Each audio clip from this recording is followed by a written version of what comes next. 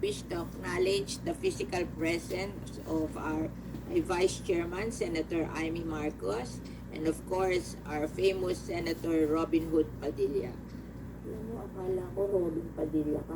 Akala ko nagpapatawa lang sila na Robin Hood. Kung pala totoong Robin Hood ka. And of course, I wish to acknowledge the online presence of Senator Bongo and Senator Rapi Tulfo. Okay. I now declare the presence of a quorum. Our first agenda for today is to formally organize the Committee on Agriculture, Food, and Agrarian Reform. Under Rule 10, Section 13, Subsection 4 of the amended rules of the Senate, this committee shall have jurisdiction on all matters relating to agriculture, food production, agribusiness, agricultural experimental station, agricultural economics and research, soil survey and conservation, agricultural education, technical extension services, animal husbandry, livestock quarantine, agricultural support price, and fisheries and aquatic resources, and all matters relating to agrarian reform, landed estates, and implementation of the agrarian land reform provision of the Constitution. Under the same rules, the Committee on Agriculture, Food, and Agrarian Reform shall be composed of 17 members. The following senators were duly elected as members of the committee during the Senate plenary session last August 2, 2022. As chairperson, yours truly, Senator Cynthia Villar. As vice chairperson, Senator Amy R. Marcos, Senator Ronald Bato de la Rosa, and Senator Francis Tol N. Tolentino. As members, Senator Nancy S. Binay, Senator Pia Cayetano, Senator Francis Chis Escudero, Senator Jinggoy Ejercito Estrada, Senator Win Gatchalian, Senator Christopher Lawrence Tico, Senator Lipto Lapid, Senator Robin Hood Padilla, Senator Bong Revilla, Senator Rafi Tulfo, Senator Mark Villar, Deputy Majority Floor Leader Senator Joseph Victor J.V.G. Ejercito, and for the minority, Senator Risa Hontiveros. The following are the committee ex officio members: the majority leader, Senator Joel Villanueva; the minority leader, Senator Aquilino Coco Pimentel III; and our Senate President pro tempore, Senator Lauren Legarda, for a total of 20. Apat na lang na hindi member. Okay. Wow. Yes. I now open the floor to our colleagues for any motion to adopt the rules of the Senate and the rules of procedure governing inquiries in aid of legislation as the internal rules of the committee. Yes, Madam Chair, I herewith move that we accept and confirm the rules for the committee as well as the rules on inquiries in aid of legislation. Pinapangalawahan ko po. There is a motion to adopt the rules of the Senate and the rules of procedure governing inquiries in aid of legislation as the internal rules of the committee. And there was a second motion. Is there any objection? Hearing none, the motion is approved. Okay. The rules of the Senate and the rules of procedure governing inquiries in aid of legislation is hereby adopted as the internal rules in the conduct of investigation, meetings, and hearings of the committee. Is there any member who wish to give any statement? Merely an extension of our cooperation, being now the chairwoman of the Committee on Cooperatives. We have some initiatives in that area that will impinge on agriculture, one of which is the removal of cooperative investment from the negative list of the NEDA, so that we can engender more investment from the private sector, both local and international, in the rural community. So we hope to work in tandem with this committee. Thank you, Senator Amy. I wish to inform her that in all the rules that we pass in agriculture, we always mention cooperative as our uh, partner in our mechanization program, because we cannot give machine to individual, they're too expensive.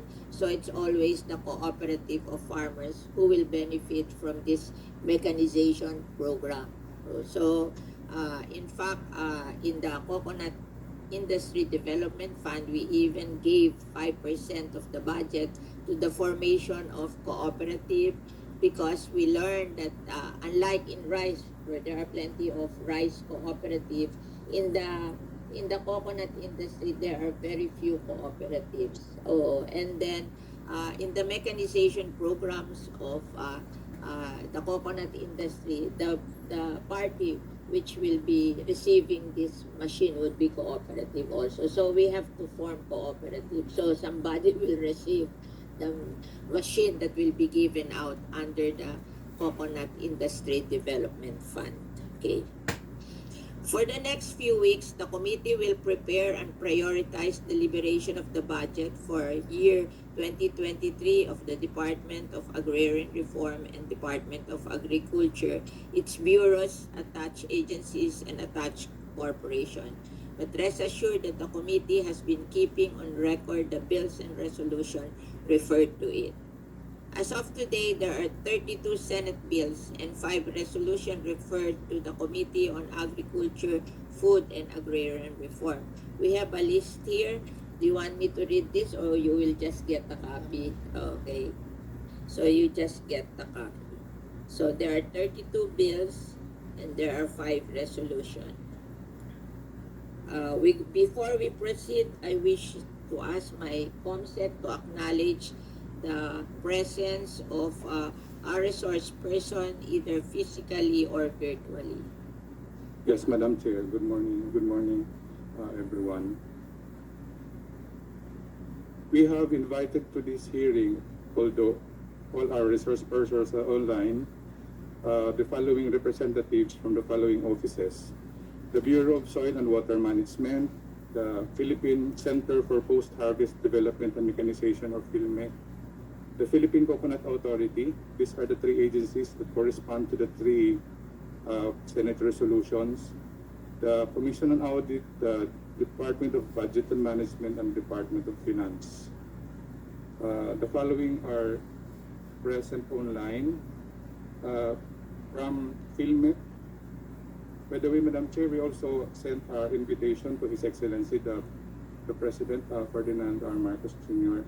But we received the response that the agencies concerned would represent the Department of Agriculture. So from PhilMec, we have Miss Maria Resurrection Altamera. Where is the head of it? Madam Chair, the one who registered for PhilMec is only Miss Maria Resurrection Altamera, but we sent... We will have another hearing. I want to talk to him. Yes, Madam The head Chair. of PhilMec.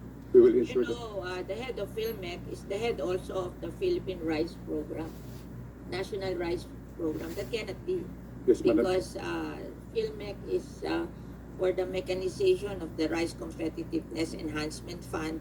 The the National Rice Program is a different agency, a program, and they have a separate budget for that. So I don't want them to be interfering with RCEP.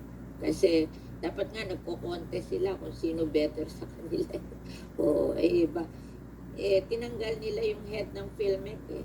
Kasi ayaw sumunod kay Secretary Dar, pinalitan niya eh. Tapos ang nilagay niya yung head din ng National Rice Program. Kaya ngayon, backlog ang PhilMec in the mechanization program. And I want to manifest that the Rice Competitiveness Enhancement Fund, 50% of that is for mechanization. So if PhilMec will not be performing, then the Rice Competitiveness Enhancement Fund will not be effective. Is important. So during our next meeting, he has to come. Yes, Madam Chair, we will ensure his participation in the next hearing. To continue, Madam Chair, from the Bureau of Soil and Water Management, the one who confirmed attendance is Ms. Gina Nilo, the Assistant Director for the BSWM Operations and Research. For the Department of Finance, we have Ms. Ellen Rondael and Mr. Eduardo. We have Nandito yung ano, nandyan ang PCA, nandito ba yung Bureau of Soil and Water Management? Ma'am, represented na po sila. Where is the director? If a senator can come to the hearing, why cannot a director The come to the director, hearing? is here, Dr. Jonel Soriano. Good morning po. Line. Alam nyo, tatanggalin ko budget nyo. Ako rin ang chairman ng committee on your budget. Vice chairman, committee sa budget nyo. Tatanggalin ko yan. Pag hindi kayo sumipot dito. Ganun din tayo nagsalita. Puro korupti na lang. Hindi pwede yun. Alam mo, I wrote laws to empower them. So, they should be here. I gave them money to be able to perform their job. Tapos, hindi man nila ako sisiputin. Tanggalin na lang natin yung mga budget nila. Di ba? Wala silang pake, wala nang tayo pake. Hindi, mali naman yun. Hindi na nga, kaya nga sila pinatatawag kasi hindi nga nila nagagawa yung kanilang trabaho. Bakit pa natin bibigyan ng budget? Hindi naman ginagawa. Okay. So, who else? Okay. The PCA, the administrator himself is online, together with Mr. Ruel M. Rosales and Ms. Mariel Roque.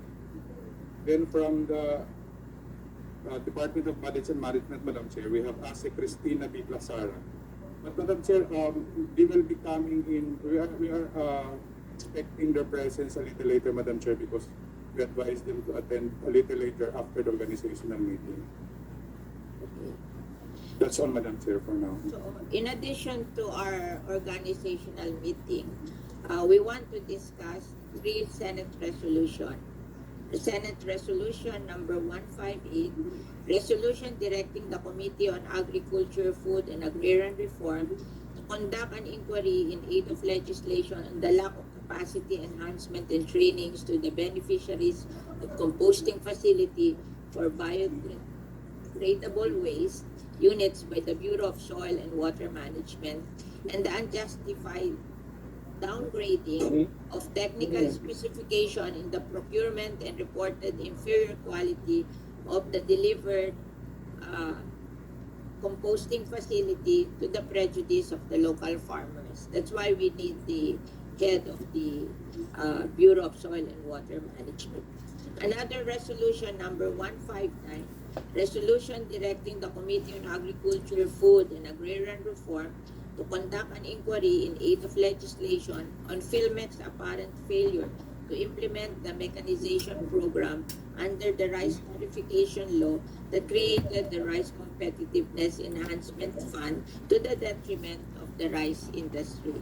And Senate Resolution number 167, resolution directing the Senate Committee on Food and Agrarian Reform to conduct an inquiry in aid of legislation in the delay on the implementation of Republic Act 11524, otherwise known as the Coconut Farmers and Industry Trust Fund Act, with the end goal of delivering the benefits it has promised to the coconut farmers. These are the 3 resolutions which we are going to discuss this morning. We will start with the Bureau of Soil and Water Management. Okay. The skyrocketing fertilizer market, which started in 2021, made me think of ways to reduce farm expense of the farmers in acquiring costly synthetic fertilizer. I asked the PhilRice if farmers can make their own fertilizer using alternative nutrient source. I was told that the combined use of organic strategy, such as the use of farm, kitchen, and garden waste, also chicken and ruminants dung, or green manuring is a good alternative to lessen fertilizer costs. But the farmers should be taught how to do it. In the 2021 budget, I helped allocate additional funds for the distribution of composting facilities for biodegradable waste to be implemented by the Bureau of Soils and Water Management from the budget of the National Rice Program, the National Organic Program, and the National High Value Crop Program. I have been working with Bureau of Soil and Water Management since 2015, promoting organic farming through composting. It is only recently that they failed to come up to expectation. Unfortunately, this has not been implemented as planned, and the training and distribution of the composting machine to farmers and their organization have been hampered by technical issues to the detriment of the intended beneficiaries. There are reports that the composting facility units are of inferior capacity. Bureau of Soil and Water Management has been changing and experimenting with the technical specification of the units since 2019. The original technical specification were a copy of the specification of the composting facility I initially established to ensure the durability and efficiency of units, and the changes were made by the Bureau of Soil and Water Management without consulting the committee. I took the liberty of inviting today the new head of the Bureau of Soil and Water Management to explain to us why is this so. So let us hear from, I think he's not here. I hope in the next committee hearing he will be here. But let us hear from his representative. Can you introduce yourself? Also, he's here now. So let us hear from Bureau of Soil and Water Management, Dr. Junel Soriano. Thank you. Your Honor, Madam Chair, good morning, and to my fellow public servants. Well, regarding the training, capacity enhancement of CFPW, the Agricultural Training Institute has conducted online hands-on training for the beneficiaries of our CFPW last March 2021. And it was participated by representative from LGU Kaibiran, namely Mr. Rex Porto and Mr. Pujero. I'm not asking you to tell me the training on a particular place. I want to know how many trainings did you conduct all over the Philippines during the year 2022? Because the budget was given in 2021. Yeah. I gave you a 1 billion budget in 2021 to distribute almost 1,000 composting facility all over the Philippines. Can you tell me what you have accomplished? Yes, Your Honor, Madam Chair, for 2022, we started the training component in March 15 to 17, 2022. And recently, we had the training last August 15, and as of today po, we trained around 800 beneficiaries all over the country. So it's still on. No, when you say 800 beneficiaries, those are the people. But how many LGUs or cooperative have you trained? Don't give me the 800 as the number of people, because there will be instances where a cooperative or an LGU will send more than one representative. How many LGU and cooperative have you trained? Around 371 farmer groups, Madam Chair.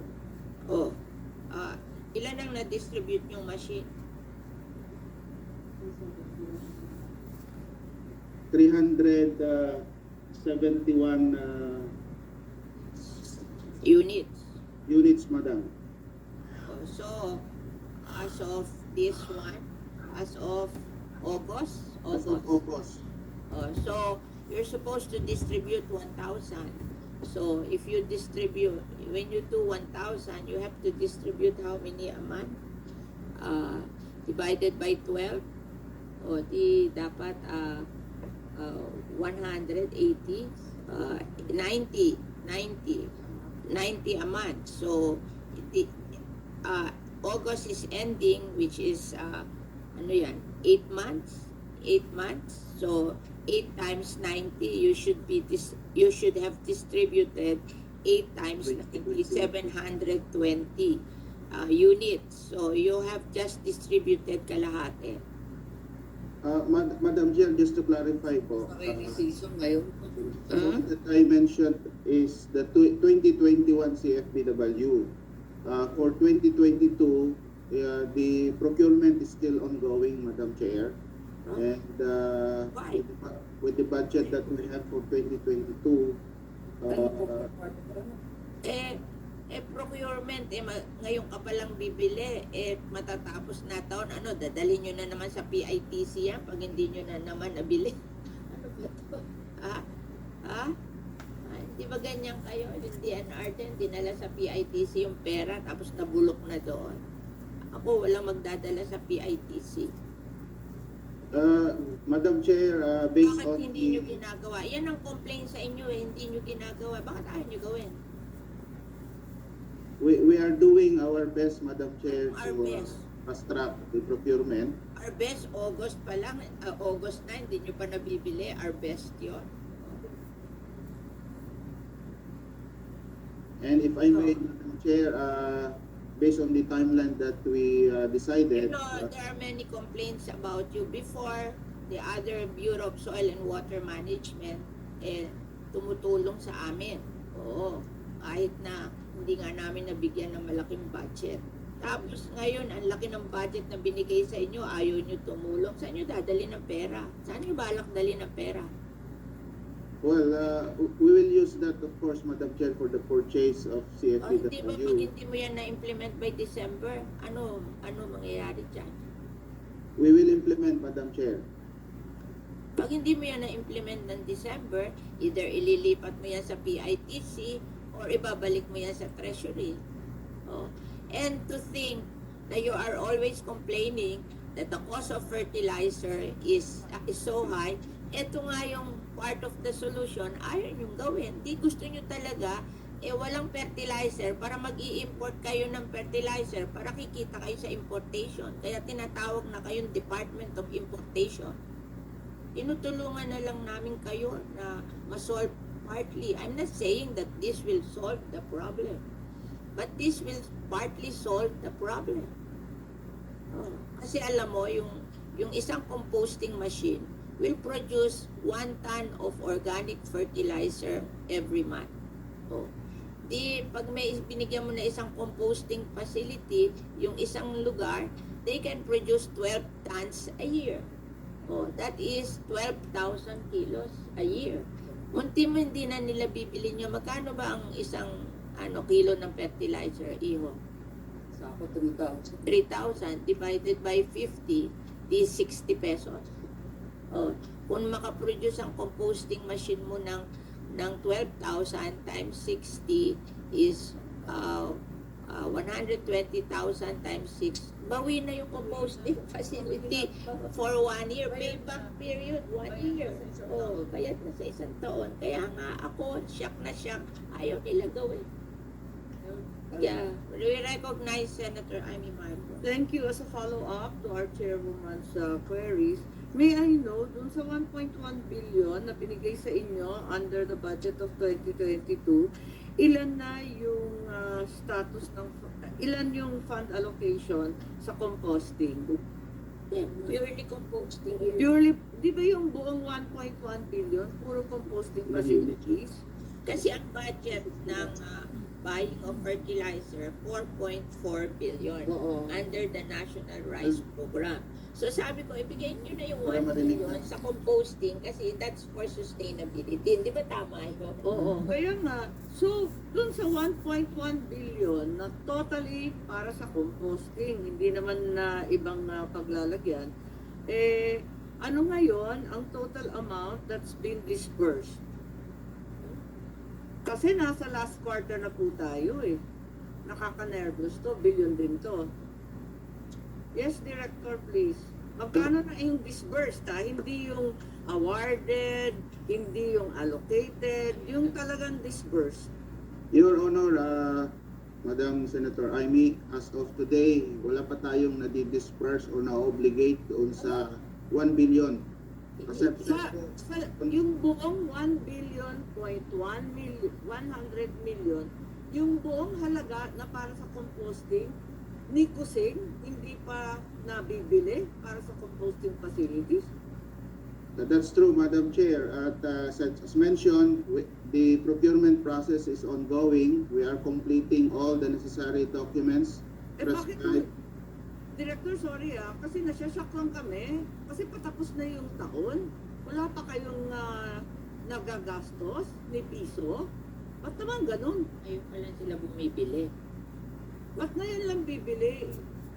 I mean, may dati nang binibili, ayaw nila yon. Siguro hindi nila gusto yung supplier, kaya naghahanap sila ng bibili. I want to tell you that you gave the Secretary of Finance composting facility sa kanyang farm sa Batangas, di ba? The TA, siguro ano sila doon, PPR. Hindi tumakbo. So, ako pa, personally, ang nagbigay ng another one, at yung akin ang tumakbo. Kaya, bantayan mo yan, baka hindi tatakbo yung mga composting facility mo. Ako, Director, ano bang klase yun? Ng another one, para tumakbo. Kasi maraming balita na yung mga distributors na wala namang warranty, na wala namang papeles, were allowed to bid. Maski may bad record, naka-blacklist, walang kapasidad, nag-bid sila, yung iba, balita ma-awardan pa. Can we have a copy of your relevant bidding documents, including the list of these alleged suppliers, including the terms of reference? Kasi naguguluhan po kami dito. Your Honor, we will be providing you a copy of our report regarding the 1.1 billion fund this year. Pero totoo ba na yung mga distributor, ni walang warranty, hinahayaan ninyo mag-bid? Hindi po yan totoo, Madam Chair. At we religiously following the procurement process po based on our Kaya kayo masyadong natagalan. Walang Ikaw ba, Iho, ikaw yung ikaw ang inappoint ni Secretary Dar? That was, yes, Madam Chair, when I was Bureau Alam mo, Bureau of ikaw lang Agricultural yung hindi Research. makaperform yung dating mga Bureau of Soil nang kahit papaano wala silang budget, nakaka-perform sila. Nagko-cooperate sa amin. Ikaw, inappoint ka lang ni Secretary Dar, hindi ka na nakaperform. Bakit? Ano ba instruction sa'yo ni Secretary Dar? Huwag kang magbigay niyan para mas maraming fertilizer ang bibilhin natin para marami tayong overprice. Ganun ba? That is not true, Madam Chair. Ano naman? I was designated or here at the Bureau of Soils Tingnan mo ako. in August 1 Ayan lahat. this year po. Magpakatino kayo. Kasi ako na magtitimanda sa inyo. Ako talaga magtitimanda sa inyo. Magpakatino kayo.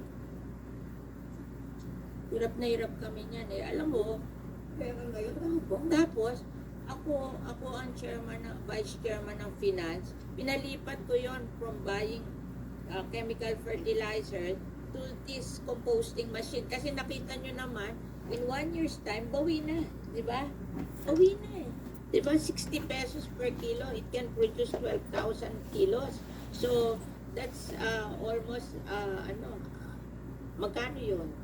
12,000 kilos times 60. That's 1 million. That's the cost of one composting facility. Pag gobyerno nga bumibili, 950. Pag ako bumibili, 500 lang. Pinababayaan ko na kasi alam mo naman ang gobyerno, maraming requirement, ganyan-ganyan.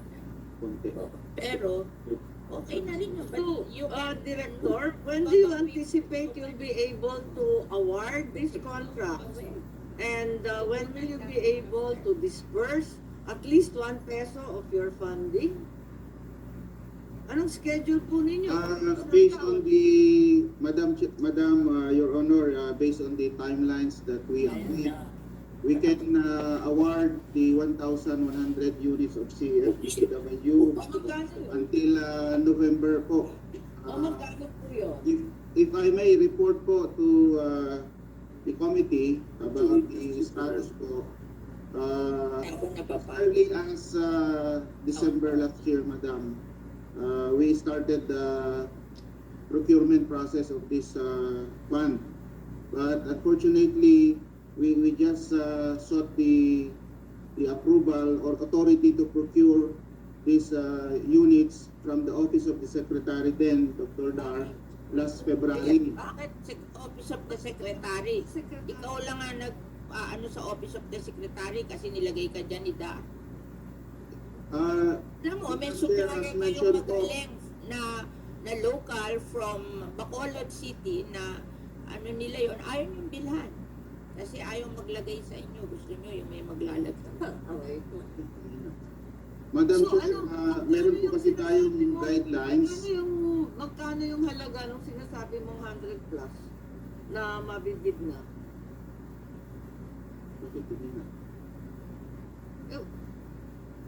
You're not going to be able to spend the 1.1 billion. Masasayang lang yan. 100, dapat bibili nila ano, Dapat bibili nila yung 1,000. libo. Oo. Kasi 950 daw ang halaga eh. Oo. Kaya nga, so you're not going to be able 950,000. to spend anything close to the 1.1 billion that was targeted.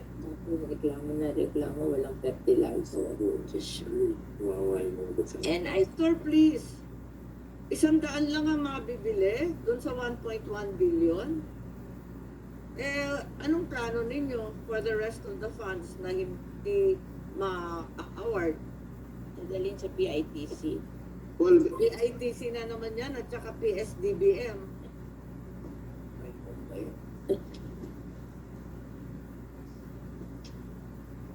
we will be procuring all the 1,100 units po of CFPW this year. But you only have 100 online. Saan yung 900? Madam, Sabi mo lang na 100 plus lang ang mabibili by November. hindi po madam. Yung the one that I mentioned earlier, na 100 plus, 2021 pa po yun. Ikaw na. Ulit-ulit. Ipang-up ng hearing na to. Yung isa sa... Yung isa sa... May doctorate degree pa naman ikaw. Oo, kapag tayo. You have a doctorate degree. How can you do something like that? No po, yung sabi ko po kanina, madam, that yung 1,000 units ay ongoing pa yung procurement. Yung na-report ko po na na-procure na ongoing yung training this year ay procured po yan last year.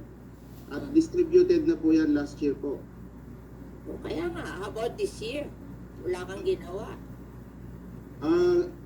Meron po kaming ginagawa, Madam Chair, kaya nga po, when I assume here at BSWM in August 1, Madam, Mali, iho, pumili ka sa supplier ng machine, siya magte-train eh. Oo. Ayaw kayo bumili doon sa mga supplier na willing mag-train. Gusto nyo, sino ba mga supplier ang binibilan nyo? Yung supplier ko, siya nagte-train eh. Hindi ko siya binabayaran hanggang hindi niya na-train yung pinabigyan ko eh. Kasi iho, nabili din ako ng ganyan eh. Namimigay ako on my own. In fact, naawa ako doon sa Benguet. Binigyan ko yung Benguet na ano eh, ng yung kanilang market doon. Trading post. Binigyan ko from my money. Binigyan ko sila ng naawa ako eh, ng composting facility para wag magreklamo sa kamahalan ng fertilizer.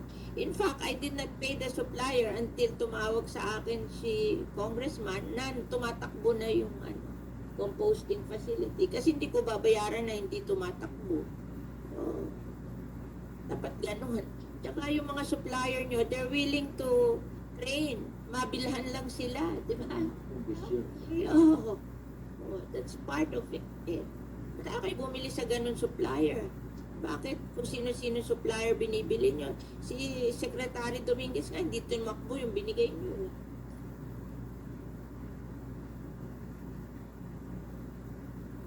Well, actually, Madam Chair, yung budget natin this year, we already included yung provision of training doon sa potential na supplier this year, yung funding natin. So, Kaya ikaw pa naman, may doctorate degree ka, yan nakalagay. Director, Junel, ano ba yan? Junel, may doctorate degree, PhD. Ibig mo sabihin, may PhD ka, hindi mo mabili yung 1,000 composting machine at ma-distribute mo. Hindi ka naman mahirapan dyan, yung supplier mo magdi-distribute niyan. At sila na rin ang magtuturo paanong gamitin yung machine. Ba't hindi nyo magawa? Ako, kung may budget akong ganyan, ako, ang dali-dali niyan eh. Bili mo lang, Sayang nga, mamimigay ka lang ng mamimigay. mamimigay ka. Tuwan-tuwa pa ang mga tao. Walang budget, ito may budget. Pera na naging pasok.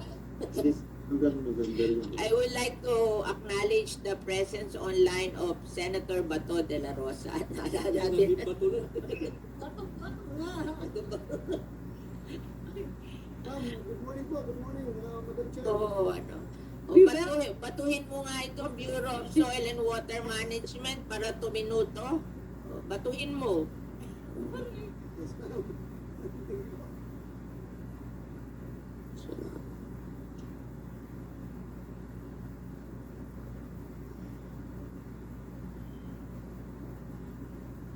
So, what is your commitment to us? You'll finish it by December, yung budget mo?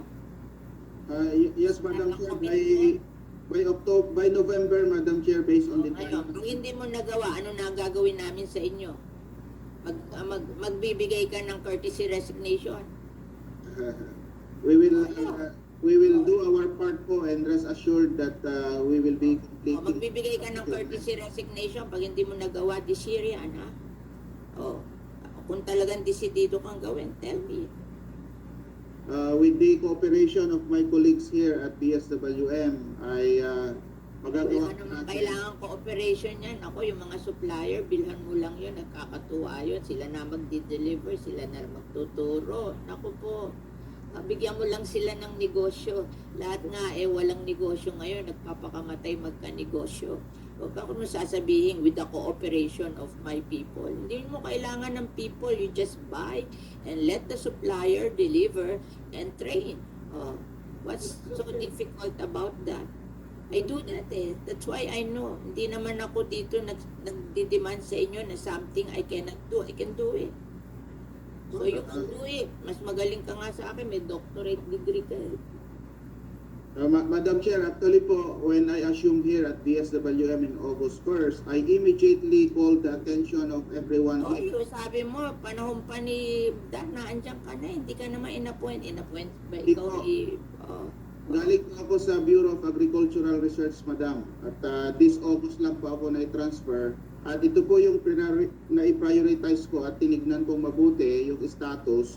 And in August po, I found out... So you can commit to me that if you are not able to do this that year, magre-resign ka.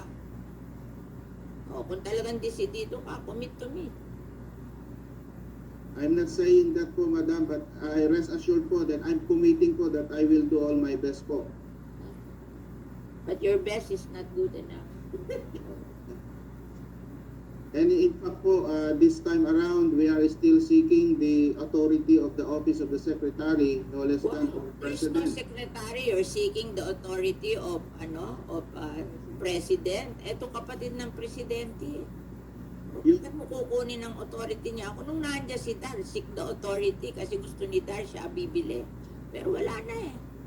Ma'am, yung ating kasing may limit po kasi ang PSWM Director Ano? to the procurement, ma'am, na hanggang 50 million lang po ang authorized po kami. Beyond that amount po, O sino pipirma? President of the Philippines o si ano? Secretary, Then, oh, yun po yung aming klaro po sa Office of the Secretary kung allowed na pong we will write. But in the meantime, I urge you to submit to this committee and my good chairwoman the papers regarding the 1.1 billion in the GAA 2022. Pagkat kami ay gumagawa ng budget ng 2023, gusto namin makita yung performance or non-performance nitong nakaraang taon dahil sayang lang yung perang ibinibigay sa inyong bureau kapag hindi naman ninyo nagagastos ng maayos. Nais ko rin hingin yung relevant bidding documents, yung mga supplier na binigyan ninyo, at yung warranties and other guarantees that they have shown to us, proving their competence and their ability to supply and train our farmers. Thank you. We will do that, Your Honor. Thank you po. Okay.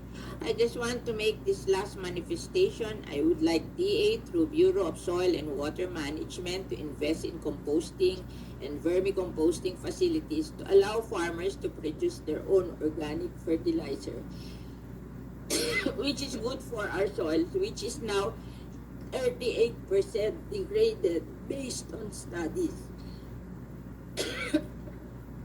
50% of our waste are kitchen and garden waste, which can be recycled into organic fertilizer, which is important now that chemical fertilizer has tripled in cost from 1,000 pesos per bag to 3,000 per bag, which is 50 kilos. That means from 20 pesos per kilo to 60 pesos per kilo. In effect, we are helping in our waste management and producing free fertilizer at the same time for our farmers. Okay? So, sana ano mo to, OIC Director of Bureau of Soil and Water Management. Thank you very much. Madam Chair, huling hirit na lang para sa Ilocos at buong Ilocania. Alam po ninyo na talagang sumuko na yung lupa sa kasipagan ng Ilocano. Tanim ng tanim, yung lupa namin halos alikabok na lamang. Hindi po ba, in addition to composting, yung mandate ng DSWM is soils enrichment din? At may PhD po kayo dyan? Yes po, Madam, Your Honor, we are doing that and we have a regular program to that on how we could rejuvenate our soil or making them healthier, Madam. At we are looking in the whole country, not only in Ilocos po, tinitignan po natin yung mga soil health problems natin at yun po yung binibigyan natin ng solutions. And we have ongoing... Yes, Director, the operative word seems to be looking. Hanggang ngayon, hinahanap rin ninyo yung lupa. Pwede ba sabihin namin sa inyo kung saan kami problema at wala na nga lupa, puros alikabok, buhangin, bato na lamang. At hindi naman namin nararamdaman na may programa kayo. Can you tell us where you have programs in regenerative agriculture which is so direly needed by our country? Yes po. Saan? Give me a specific program kasi wala kami nakikita o nararamdaman. One po doon sa ating mga problema sa corn area sa uplands po kasi mataas po ang soil erosion dyan. We have ongoing projects. May bayan. In Isabela po. Namin, kasi yan ang mandato ninyo. Meron pa kayong soil, meron pa kayong water. So, yung soil lang naman ang tinatanong ko, mas madali-dali yung kesa sa water, maduguyo. Yes po. You need a place where you're doing this water regeneration. This soil regeneration with regard to cornfields.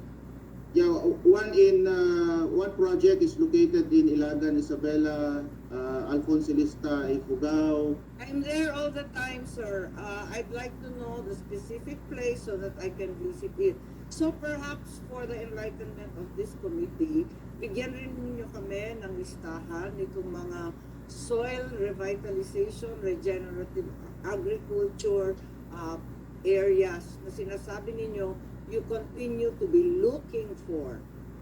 Yes po, ongoing po yung pag-identify namin, ma'am, at yung mga na-identify po natin, we are really actually doing something on how we could improve the soil health. Kaya May mga bugang composting na sipa. existing na po ito, at course, we are addressing immediately po yung mga request po ng mga local executives po natin kung meron po kaming nare-receive na request po dito sa office. Just like recently po sa Palawan, yung problema about saline and salinity, madam. Salinity. Oh. Yes po. So in Palawan, according to our Congressman Alvarez, problema po nila yung lupa doon dahil yung palay nila na itatanim dito ay napakababa na masyado yung yield. So a day Yes, after we're that, very familiar with that problem as well because we're coastal in my province. Ang tinatanong ko, anong ginagawa ninyo? well, nagre-recommend po kami ma'am ng mga measures kung how Kasi alam naman natin yung mga measures na kinakailangan, pero eto nga, hindi kayo nagpo-compose. E paano tayo magpo-produce at magpapatatag ng lupa? E di ba yun ang step 1? I wish to inform the Bureau of Soil and Water Management. I go to UNFAO and I asked them because 38% of the soil of the Philippines are degraded. Sabi ko, how do you solve the degradation of the soil?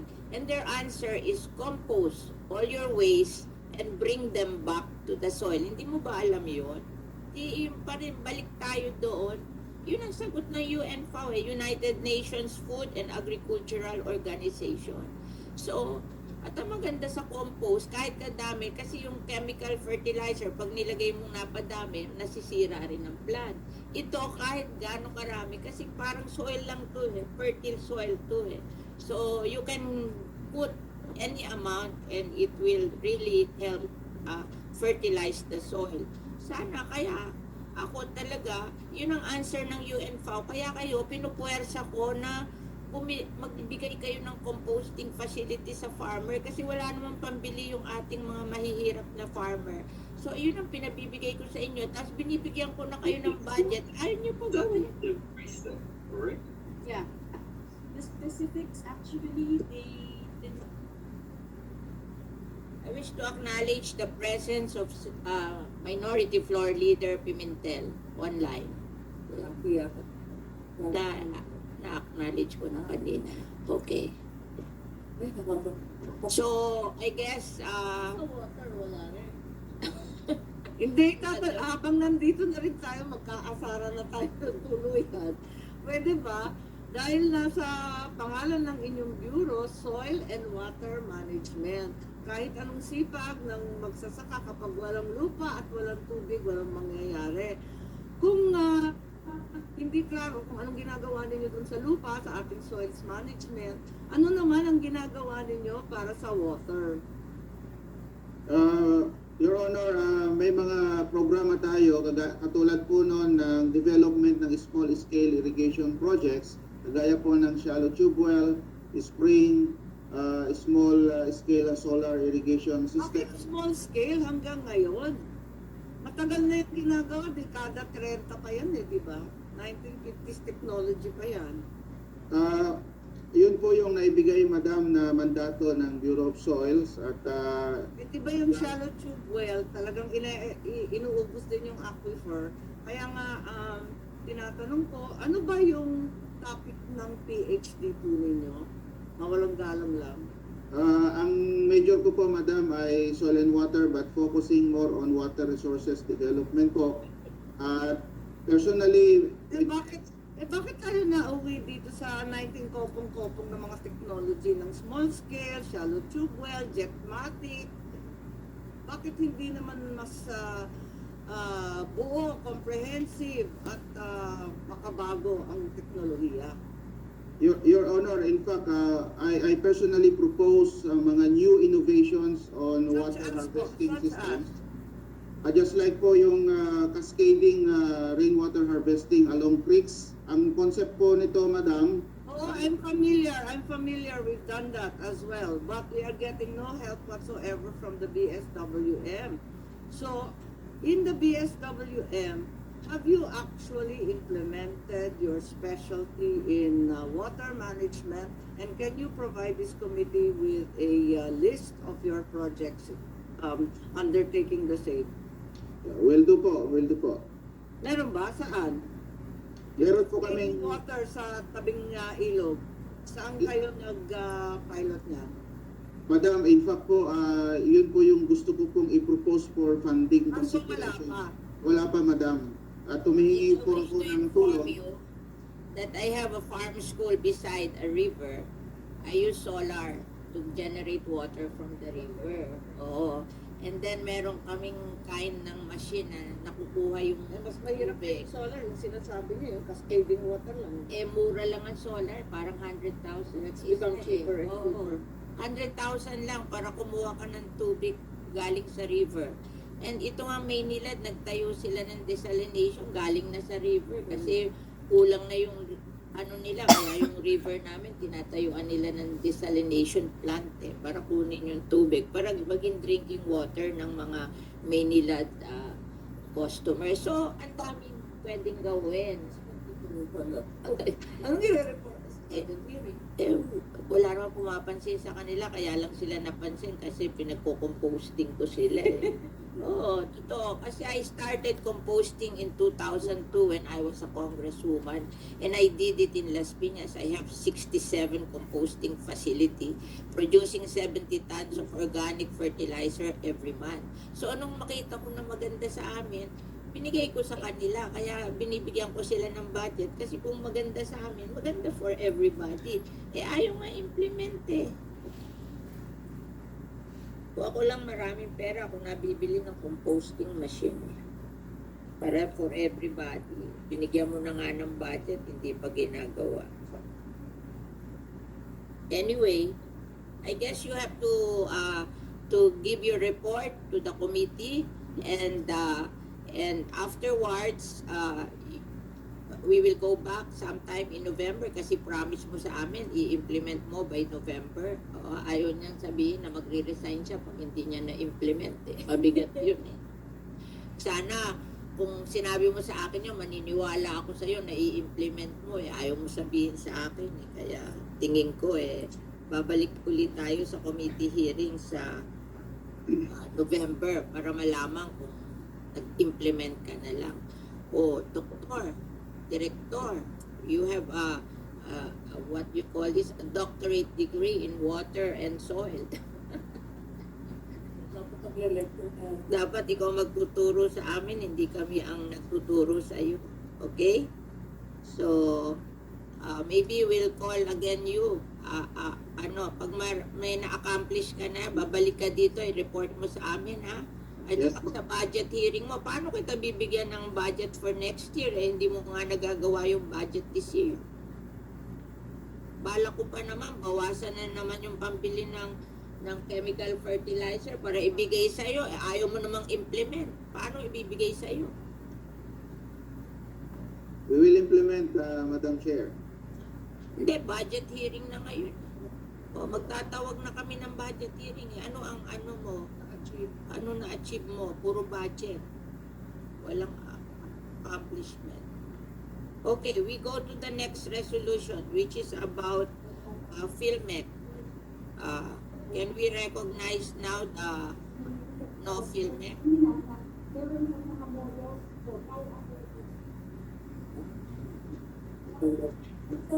Where is the representative of Filmec? Can you introduce yourself?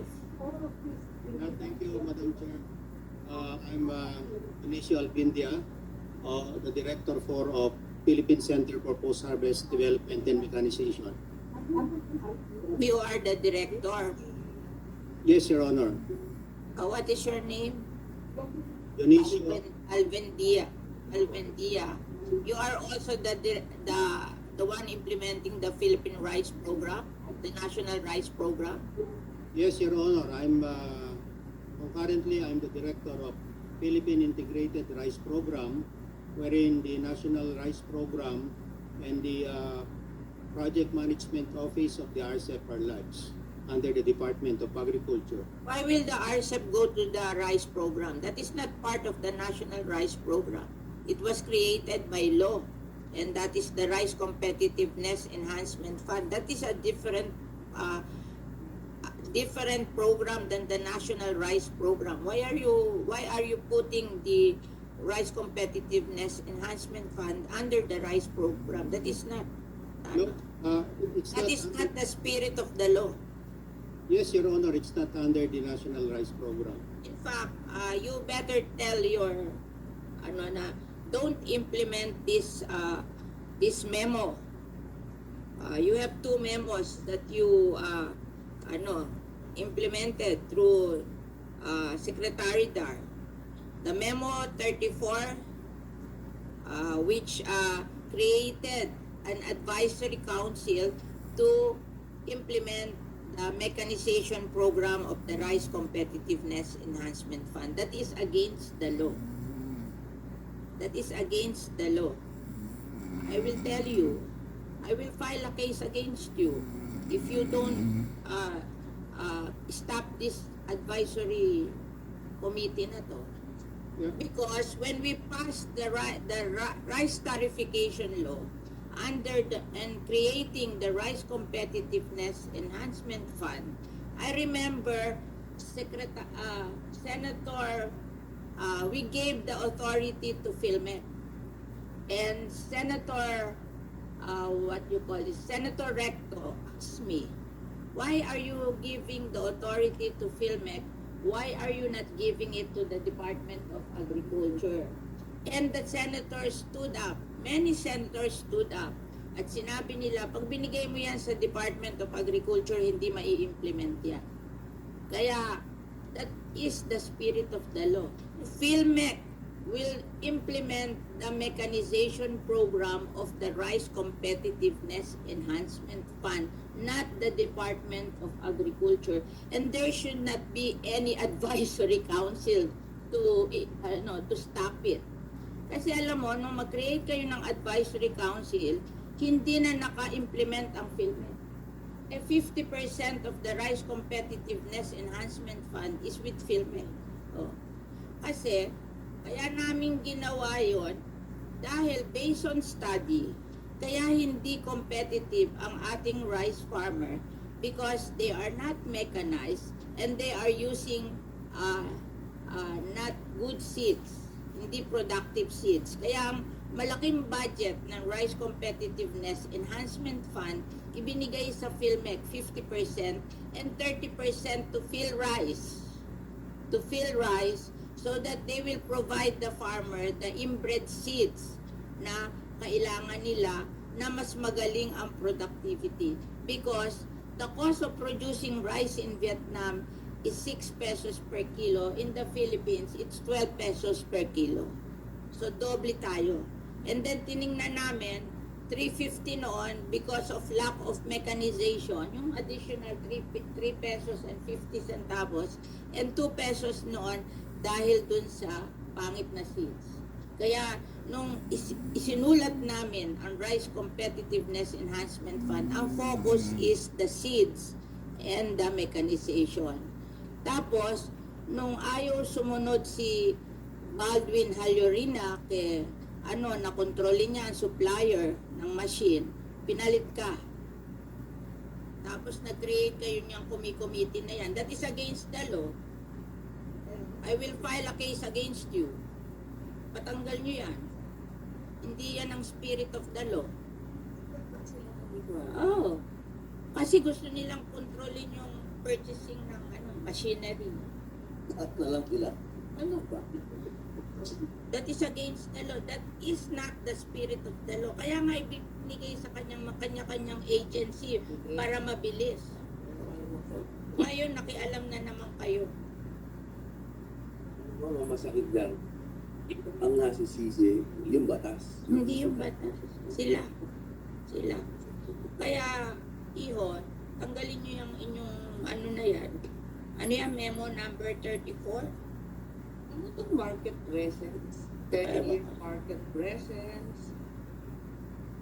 Basta, kaya binigay yan sa PhilMec. Siya na mag-decide kung ano bibiling equipment. And during the time that Halyorina is in charge, ang kanilang performance is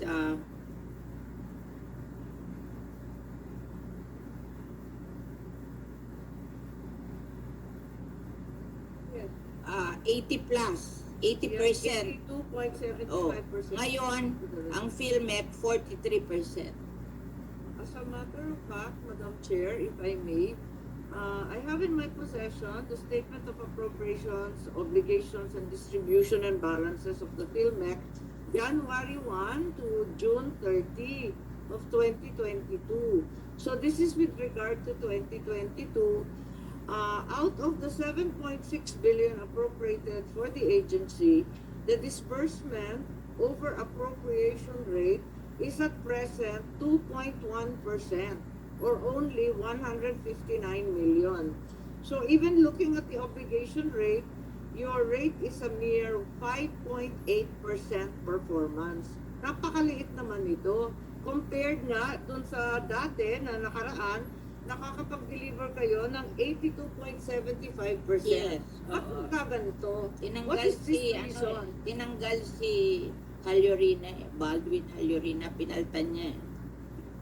May we know from PhilMec what is the reason for this very glaring non-performance in the last 6 months? Hindi naman ganito dati. Nakakapag-deliver naman kayo dati.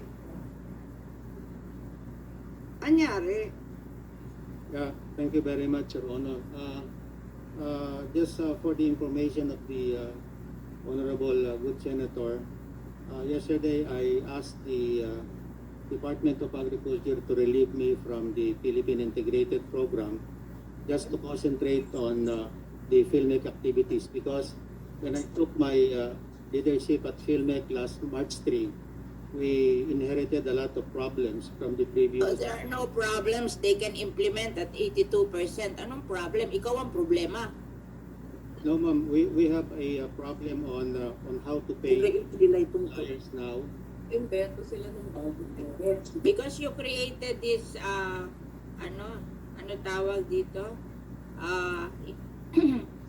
Advisory Council. The chairperson is the Undersecretary for Operation and Agri-Fisheries Mechanization.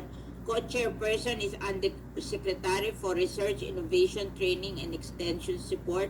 And members is the Executive Director of PICAP, Director of BAFE, President of Central Luzon University, Executive Director ng Metal Industry, President ng Agricultural Machinery Distribution Association, Director. Walang ganito sa law, iho. This is against the law. Wala akong inauthorize sa law. Malinaw na malinaw. Only PhilMec. Walang ganito. This is against the law. This is against the spirit of the law. May interpolation yan eh. Tinanong na nga kami bakit ibinigay sa PhilMec. Kasi sabi ng mga senador para ma-implement. Kasi pag dinala mo sa DA, hindi ma-implement. Kasi pag tuturo-turoan ka na kung sino may kasalanan, which is happening today. Tinuturo mo kami sa iba. When in fact, kung PhilMec yan, siya ang sagot yan. Pag hindi siya naka-implement, siya ang sagot yan. Iyon ang spirit of the law. Bakit nyo ginugulo? Bakit nyo ginugulo? Ito, memo ni William Dan. Ayaw kasi sumunod sa kanya si Halyurina kung ano bibiling machine eh. Kaya nag-memo siya ng ganyan. Sir, tama po ba to na 159 million pa lang ang disbursed, 445 million ang obligated? How will we address this in the final quarter of the year? 5 billion ang budget niya. 7.6. Yes, ma'am. Ang budget niyan is 7.6 billion. Sa ngayon, 159 million lang ang Billion. 5 billion. According sa law, 5 billion. 5 billion. 5 billion. Kasi yung RCEP is 5 billion for mechanization, 3 billion for seed distribution, 1 billion for loan sa DBP and Land Bank, and another billion for training. I'm not certain if the excess 2.6 billion pa is carry over from 2021 Carry over. or over collection po. Kasi ang nasa ledger nila is 7.6. Anyway, the point is Baka that may ibang sources of income. Oo. Eh, Kasi anything in excess of 10 billion sa RTL, yung rice tarification law, will be given as financial assistance to farmers owning 2 hectares and below, Yeah. which is 1.6 million farmer at 5,000 each. Kaya yung buong RTL proceeds ay ipamimigay sa farmer. Yun naman ang intention kasi para wag sila magreklamo na Tama. deliberalize, di ba? Ibinalik lahat sa kanila yung collection ng tariff from rice. Ito sarili ninyong libro sarili ninyong libro to hanggang June 30 at napakaliit na nagagastos. Anong balak ninyo in the final quarter? Sinuspend niya lahat yung babayarin. Hindi nga rin ano. Kaya daw lumaki, sinuspend nila lahat ang babayaran. Ouch. Siguro even Kaya lumaki during sa the 7. previous year. Oo, Kasi kasi 5 ang billion na year yan. Tama, 5 billion plus dahil yung Sinuspend daw ang pagbabayaran. mag-suspend ng paglab. Para siguro mas Lalo maglalo. din sa kanila to Tinaawa ng mga tao. Yes, Philmec, please reply. Ah, Aangkin ninyo itong sangkatutak na pera na hindi ginagastos. Yes, Your Honor. Actually, ngayon pong taon na to, from January to July 2022, we already disbursed 3.2 billion. And by the end of this December, we would like to tell this honorable committee that we can obligate all the 5 billion that is allotted Iyo, 2022. isuspend mo tong committee na to, ha? Otherwise, ididimanda ko kayo. That is against the law. Yes, Your Honor, the advisory council. Ipasuspend mo yan. Sabihin mo doon sa ako sino ang in charge sa inyo, suspendin yan. Against the law yan. Against the spirit of the law. Kaya nga ibinigay sa specific agency para ma-implement, wala na makikialam na iba. Para mabilis ang implementasyon. Kasi nga itong gobyerno na to, ang dami-daming nakikialam. Yes, Your Honor. Actually, we have not implemented that. Ilan nyo yan? And Ako magdidemanda sa inyo. I will spend for the lawyer's fee para idemanda kayo. People of the Philippines against you. Mali yan. Talagang kaya namin inilagay kung sino mag-i-implement para alam namin kung nasaan ang pera at kung sino hindi nagtatrabaho. Eh, gagawa nyo ng ganyan.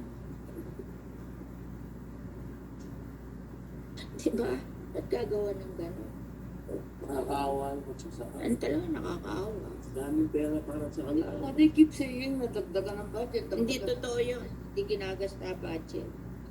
Saan ka nakukita billion? Billion sa mga gilipan. At saka ito, hindi to galing sa GAA. Ito ay galing sa rice tarification law. Oo. Pumayag lang ako ipasa yung rice tarification law because ibibigay lahat sa farmer yung proceeds ng rice tarification.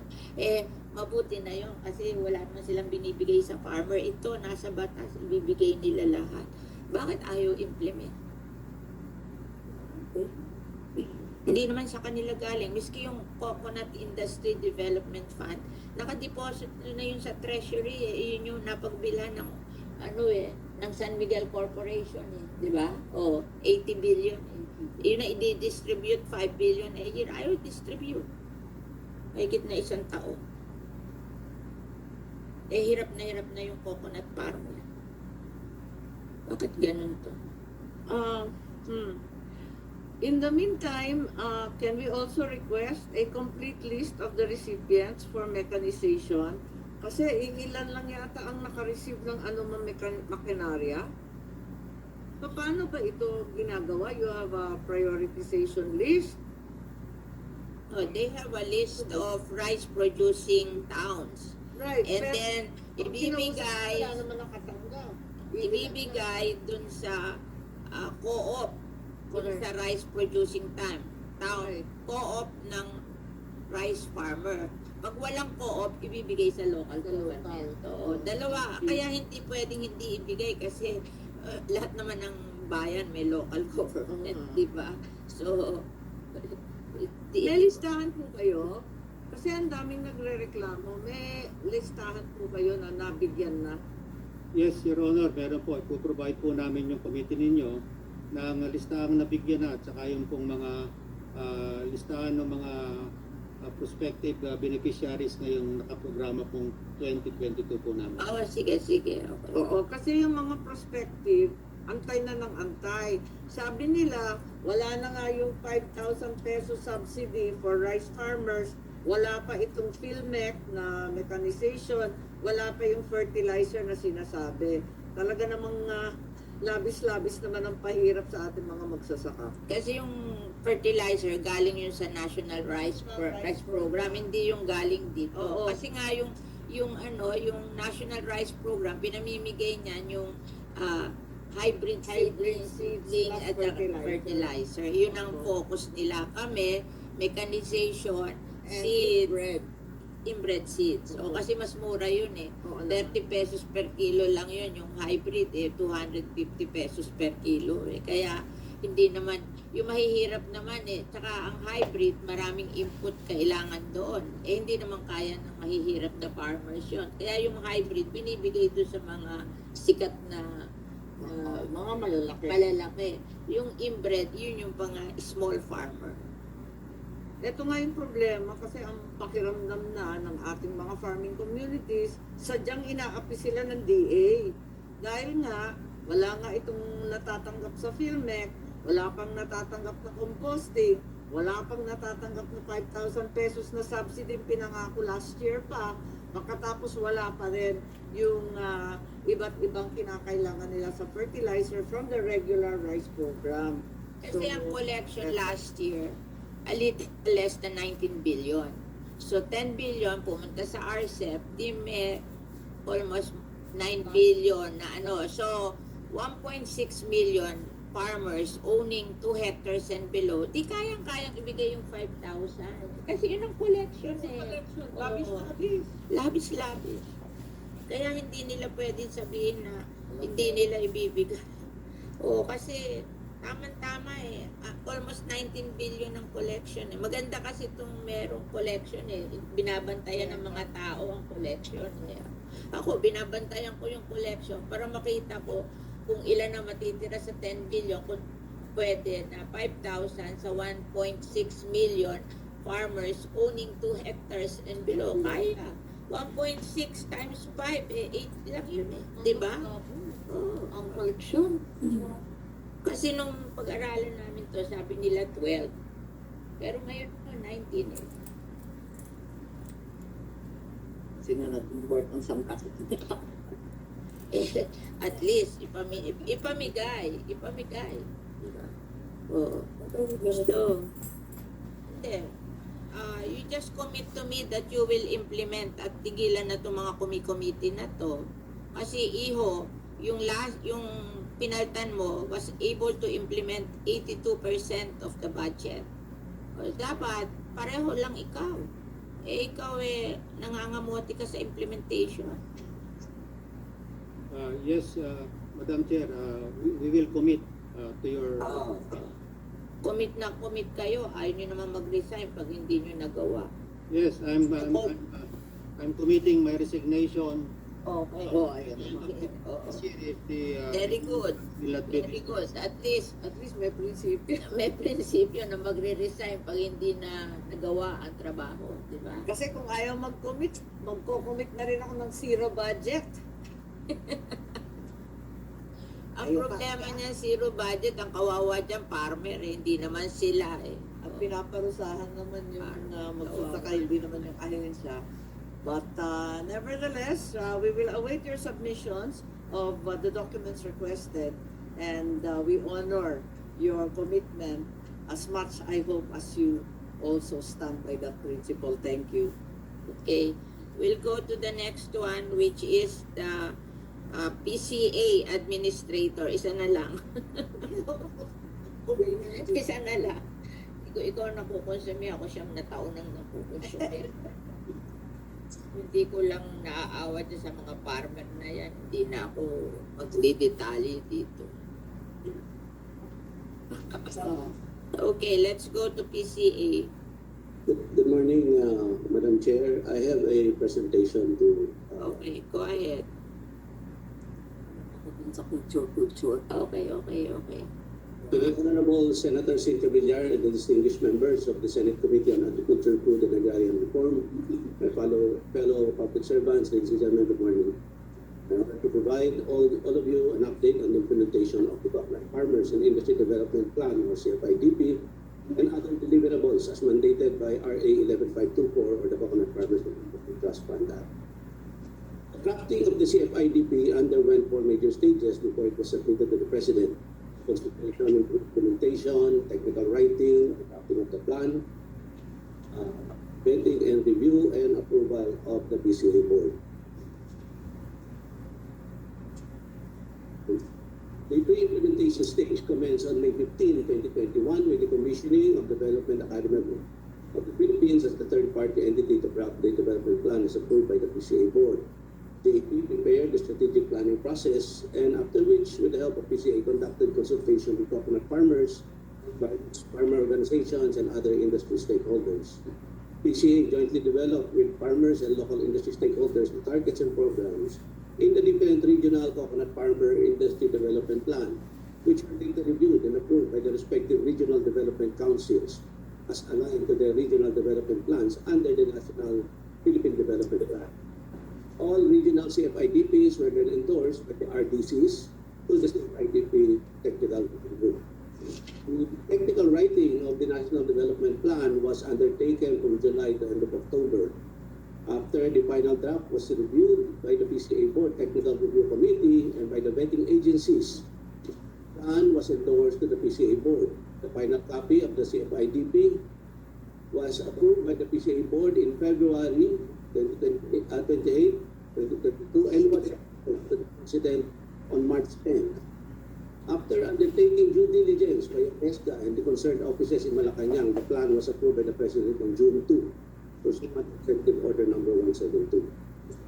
As provided under the law, PCA initiated the drafting of Memorandum of Agreement with the implementing agencies as early as April 2021. While the MOAs were ready for vetting by the board by May 2021, the board decided to take up the approval of the MOAs only after the approval of the CFIDP by the President to ensure that the MOAs are aligned with the contents of the approved CFIDP. Based on the guidance of the Board Technical Review Committee, the MOAs were also endorsed by PCA to the Office of the Government Corporate Council for review and comments on March 25, 2022. The OGCC completed the contract review of the Memoranda of Agreements for all agencies except for PhilHealth on May 19, 2022. These were immediately... What is can I ask that question? Parang doon sa ating law, hindi naman importante PhilHealth. Di ba yung health care nyo na itutulong sa mga coconut farmer is in addition to PhilHealth? Yes, yung po ay diniscuss sa board, but the board decided that they said that there will only be one unified healthcare program, and it will be, of course, to So it's in addition to the, hindi ba lahat ng tao sa Pilipinas member ng PhilHealth? So itong pera ng Coco Levy is in addition to PhilHealth, not part of the PhilHealth. Kasi universal healthcare tayo, lahat member ng PhilHealth eh. So itong ibibigay natin from the Coco Levy Fund is for coconut farmers in addition to what PhilHealth will give them. Yes, Hindi natin ito ibibigay sa PhilHealth. Ikaw ang magbibigay nito, mag-create ka ng agency to implement this sa PCA. Diba? Kasi minsan, pag tayo may PhilHealth, pumunta tayo sa ospital, meron pang additional kang babayaran o pambili ng gamot or ganon. Yun yung reason for this, para yung mga coconut farmer, in addition sa member lahat sila ng PhilHealth, kung kulang yung PhilHealth, may maibibigay ka na additional sa kanya. Bakit importante ang PhilHealth?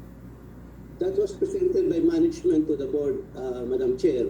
but the board decided that it would be cost to PhilHealth. So you will give the money to PhilHealth? That's against the law. That was the decision of the board. That's Madam Chair. against the law. That is not the spirit of the law. This money will not be given to PhilHealth. This is an addition to the PhilHealth ng mga coconut farmer. Naintindihan mo ba yun? Yes, Maliwanag Madam. yun sa batas eh. Yes, Madam Chair. If you Oh, remember paano last mo year. ibibigay? Ibibigay mo lahat ng pera sa PhilHealth? Yes, Madam Chair. If you remember last year, we have discussed this and that the honorable chairperson talked with the members of the board. That's, please explain it to me. Tell your lawyers to explain it to me. That is not the spirit of the law.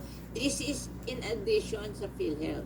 Lahat tayo member ng PhilHealth eh. Universal healthcare yan eh. Eh ngayon, hindi ba pag mahirap ka, hindi naman kasya yung sa PhilHealth? O, hindi naman ikaw bibigyan ng gamot sa PhilHealth eh. Ikaw rin ang bibili ng gamot mo. Kung halimbawa merong mga bagay na hindi sinagot ng PhilHealth, meron pang sagot para tulungan ng small farmer. Bakit may bibigay sa PhilHealth? We were not allowed by the board. Walang to ganong create the provision unit, sa Madam law. Chair.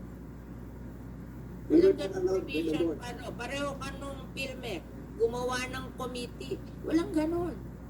Kaya nga i-definite. Kaya nga yung coconut levy fund, ano yan eh. Naka-enumerate kung sino mag-i-implement eh. Oo. Ba't may bibigay sa PhilHealth? Eh kung magloko PhilHealth, di pati ang coconut farmer affected? Di ba marami ng kalokohan sa PhilHealth? At Madam least Chair, meron we- silang maaasahan from you. Madam Chair, we presented that to the board, but the board did not allow us to create. No, you better tell them. I want to talk to the board. Yes, Madam Chair. Mali yun. Ako sumulat ng batas eh. This is in addition to PhilHealth. Hindi ito part ng PhilHealth. We are not giving any money to PhilHealth. Oh, this is, you will manage this and this will be additional health care para sa mga coconut farmer. Kasi pera nila yan eh. Oh. Yan eh kinolekta sa coconut farmer. Coco levy fund yan eh.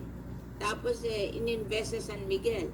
Tapos pinili ng San Miguel yung share ng coconut farmer. So there is an 80 billion cash in the Bureau of Treasury for the benefit of the coconut farmer. That's why we wrote the law. Para yung law will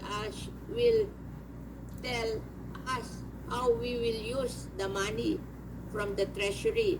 And it says there, it's 5 billion a year minimum.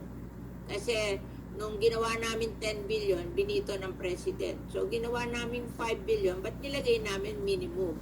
Kasi ang sabi ni presidente, kaya daw niya binito, baka wala daw capability ang PCA to implement. So nung nire-write namin ang batas, hindi lahat ng gagawin sa PCA. Oo, kasi ang ability ng PCA baka hindi nila ma-implement. So ang nilagay namin sa batas, yung seedlings 20% will be sa sa PCA yon. Tapos yung high value yung intercropping sa high value crop program at saka sa dairy at yun na magi-implement. Yung another 20% sa seedlings, 10% sa intercropping, 10% sa mechanization, PhilMec ang magi-implement. Tapos meron 10% sa public works, 10% sa loan, and then 10% sa health, and 10% sa scholarship. Dalawa pa yung scholarship eh. One for SUC, 8%, and 8% for TESDA, para yung vocational school. Oh. So, ibig sabihin, yung 10% ng health, that is in addition to PhilHealth. Kasi universal healthcare tayo eh. Lahat ng tao, member ng PhilHealth. This is in addition to what PhilHealth will give. So, hindi yan, hindi pwede yan na isasama nyo sa PhilHealth. I will inform the new members of the board. Hindi pwede yan. That's against the law. Pinag-aralan namin yung batas na yan eh, para to make sure that the benefit will go to the small coconut farmers. In fact, according to the batas, only farmers owning 5 hectares and below. Oh. Hindi naman natin bibigyan yung owning more than 5 hectares. Para sa small farmer yan. Oh. Bakit nyo bibigay sa PhilHealth? Ano, nagpalakas sa inyo PhilHealth? Bibigyan nyo ng pera ang PhilHealth? Madam Chair, we specifically presented to the board the minutes talk of to your your board. deliberation. You but schedule the board me did to not your allow board us. because I wrote the law. That is against the law. Yung 10% na yon, which is around kung 5 billion, 500 million a year, will be given directly to the coconut farmer in addition to their PhilHealth membership. It's not part of PhilHealth. So, kasi alam natin, yung mahihirap, hindi enough yung PhilHealth. Hindi mo ba naintindihan yun? Di ba pag mahirap ka, pag pumunta ka nga sa ospital, hindi nga mababayaran lahat ng PhilHealth yung sinisingil sa'yo ng ospital, may balansi. At least may panggagalingan yun kasi ito, mahihirap na coconut farmer to. Kailangan nila ito. At ito, pera nila to. It was the profit from the sale of the San Miguel shares in which they invested the Coco Levy Fund. And meron tayong 80 billion ngayon sa Bureau of Treasury na cash na ipamimigay dito sa mga coconut farmer. That's why we wrote the law. Kaya, iho, ang pinag-uusapan natin ngayon, bakit it was passed 2021, di ba? February 2021. Ngayon is September 2022. Bakit hindi pa nai-implement? Mahigit na isang taon. February, March, April, May, June, July, August. So, 18 months na wala ka pang nai-implement. Kaya ako nawo-worry. Bakit pinipigil nyo ba implementation nito? Ha? If I may proceed, Madam Chair, actually we have the Alam mo, updates. Iho, ang coconut farmer, ang poorest in the country, on the average, they earn only 1,500 a month. Ikaw tatanungin ko, mabubuhay ka ba ng 1,500 a month? Kaya napaka-importante nitong batas na to. Kasi ang mga coconut farmer natin, hindi natin tinuruan how to earn more. In the first place, yung seedlings ngayon na hybrid seedlings can produce 140 nuts per year per tree. Yung dati nilang seedlings, 40 nuts per year per tree. So sa seedlings pa lang, titriple na ang income nila. Anong ginawa nyo? Yung seedlings na pinroduce nyo, pinagbili nyo sa private, hindi nyo binigay sa coconut farmer. Oh. Diba? Pinagbili nyo sa private. Nagawa kayo ng authority dyan sa ano nyo, sa board nyo, na pwede nyo ipagbili sa private. Ang gumasta ng government, bakit nyo bibili sa private? Ipamigay nyo sa mga mahihirap na coconut farmer para mag-triple ang income nila sa coconut. Halimbawa 1.5, nag-triple ang harvest, di magiging 4.5, di ba? Tapos hindi nyo tinuruan na intercropping. Malaki kita sa intercropping. Ang estimate nila, pag nag-intercropping kayo, earn additional 10,000. Di with that, 4.5 at saka 10,000, 14.5 na. Hindi na mahirap ang coconut farmer. At least yung 14.5, mapapakain niya na pamilya niya. Bakit hindi nyo ginagawa? Ba't parang ayaw nyo gawin? Hindi kayo naaawa sa coconut farmer? Ako, awang-awa ako eh. Kasi ako, iniisip ko, paano ko mabubuhay na 1.5? Kaya ako awang-awa sa kanila eh. Kaya sinulat ko to eh. Memorize by heart ko tong provisional law na to eh. Tapos ibibigay ba naman sa PhilHealth hindi ba lahat member ng PhilHealth? Yun, in addition sa PhilHealth yun. Kasi hindi naman kayang ibigay ng PhilHealth ang lahat ng gastos pag ang mahirap ay nagkasakit. Mahihirap tong mga coconut farmer. So, sabihin mo dyan sa board mo, ha? Gusto kong mag-attend ng board meeting nila, imbitahin niyo ako. At hindi Yes, talaga madam. pwede yan. That's against the law. That's against the law. Yes, Madam Chair, I'm sure you took this up na, no? Kasi napakaklaro ng Section 4 sa ating batas na yung registry within 90 days. Natanggap nga ninyo, wala yung 90 days. Lampas-lampas na. 18 months na eh.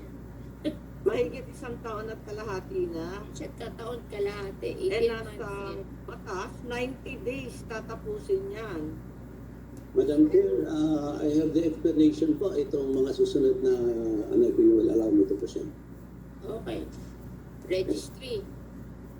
Yung registry pa lang yun, ha? So ang unang question natin, yung health, ha? Yes, Madam Chair. Maintindihan, baka sabi, Ibibigay daw sa PhilHealth. Bakit? In addition to PhilHealth yon according sa batas. I mean, kami sumulat ng batas eh. Naintindihan namin yan eh. So ngayon yung registry. There are Discuss two mo yung- timelines eh. Yung registry nasa 90 days, yung coconut development plan 120 days. Meron ba nito? Ngayon lang natapos. 18 months. Madam Chair, the reason for the delay initially, the law provided that funds will be provided through the trust fund, but it was not released to us. After 3 months, after 90 days, So kailan ma-release yung pondo? Para maliwanag yung timeline. wala Kailan pong, ma-release yung pondo? wala pong na-release nung mag-trap kami ng pondo. We funded it out of Kailan? our own. Kailan na-release? Wala Kasi pong yung dinatahilan na-release. ninyo eh. Kailan na ang unang pondo? Ang unang pondo, kailan na-release? Madam Chair, if I may clarify, the law said 5 million will be released from the trust fund 5 for the billion. drafting of the development plan. There was Hindi no 5 billion. 5 billion. There was no fund released from the trust fund. We funded it after 90 days and asked the board authority to fund it out of our own program. Meron kayong Tawagan DBM natin. release. Oh, Kahit meron pakiklaro lang It was natin. only Kailan ba released ibinigay this yung time. pera sa inyo? It was only released this time, Madam Chair. What Which time? Wait pa tayo. Ilan na din na-release? July. July 2022. What time? Sabihin mo July yung date. 2022, Madam Chair, the 5 million. So, Kailan release noong July 2022? yes, Madam Chair. So, Hindi, in May of 2021, we funded the crafting of the development plan from our Teka own muna, budget. magkano release ng DBM nitong July 2022? Sa July po ay 755, kasama na po doon yung 750 for the implementation of the hybridization program. 25 billion as we have Kasama naman talaga yun sa Coco Levy Fund eh, yung hybrid seed program eh. 20% ng Coco Levy Fund do sa hybrid seeds eh. At mo ihiwalay yung kasama yun sa Coco Levy Fund eh. Ginugulo nyo talaga para hindi namin maintindihan eh. Teka, ang gulo ng kwenta. Asan yung DBM? Tawagin na yung DBM. Nasaan ang DBM? Here, Madam Chair. Where's DBM? Here, Madam Chair. Okay. Ano na na-release mo sa kanya? As mentioned earlier by the PC administrator, he is correct that we released that amount as requested. However, for the implementing units, Madam Chair, it is stated in the list that it's pending, but we have not received any request to date. Ha? No request. No request mo po.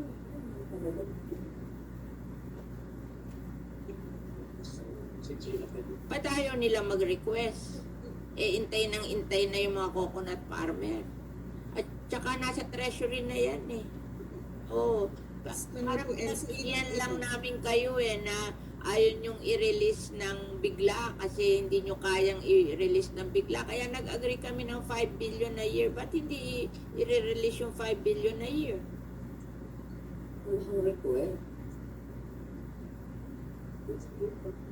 Bakit dinidelay? Sumagot ka, PCA admin. At Madam- legal. Ba't hindi kayo nagre-request?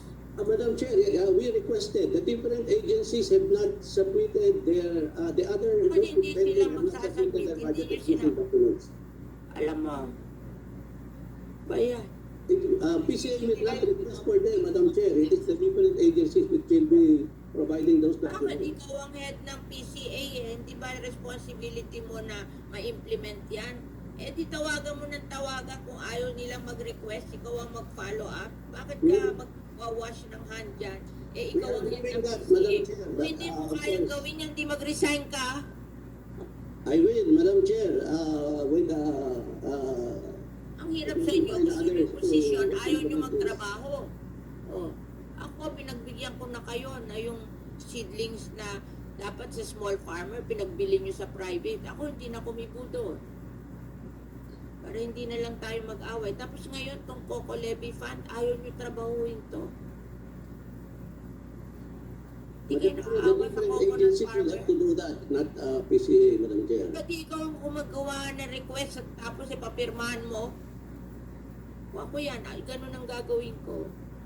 Local management office na mag-monitor at mag-see to the implementation. Siya ang magbabantay. Meron daw Eh, program unang-una, management office Opo. na kinreate mo Yes. na ikaw ang head, ikaw nagbabantay, ba't ayaw mo ito monitor the implementation of the law? Bakit ayaw mo gawin? Eh, ang sabi, nung nagtanong ako sa PCA, you have failed to even do the basic task of organizing that office. Is that true? Madam Chair, the authority given to us was to organize the Program Management Office only upon approval of the CFIDP. Pero iho, kung hindi mo mahal ang coconut farmer, huwag ka na mag-PCA administrator. Kasi kailangan may heart ka sa coconut farmer para maging PCA administrator ka. Lahat po Pero tayo kung wala kang natutuwa sa pag-alam sa Madam Chair. coconut farmer, eh mag-resign ka dyan, hindi mo